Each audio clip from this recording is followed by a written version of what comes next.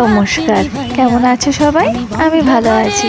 আজ রবিবার, সকালটা শুরু হলো একটু জায়েদের সাথে খুনসুটি দিয়ে। ভেবেছিলাম একটু ট্রেন্ডিংয়ের সঙ্গে তাল মিলিয়ে চলবো, কিন্তু সব কি আর ভাবা হয় বলো? তবে আর মন্দ কি, জীবনের সব কিছু তো সবসময় প্ল্যান করে হয় না।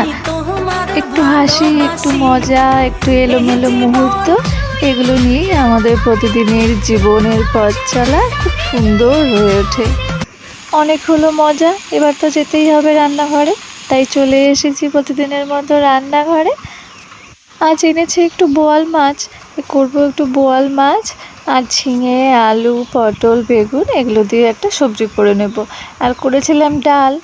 অল্প ডাল ছাড়া তো খাওয়া একটু কষ্টই হয়ে যায়। কিন্তু বোয়াল মাছটা আমার একদমই পছন্দ নয়। ভাজতে গেলে এই যে সারা ঘর তেলে ভর্তি হয়ে গেছে, আর গায়েও যে কতগুলো এসেছে সেটা আর বলার কোনো জায়গা নেই। তবু করতে তো হবে সবার খাবারের জন্য। তোমাদের রান্নাঘরে কি রয়েছে আজকে জানিও, আর কেমন লাগলো জানাতে ভুলো না কিন্তু।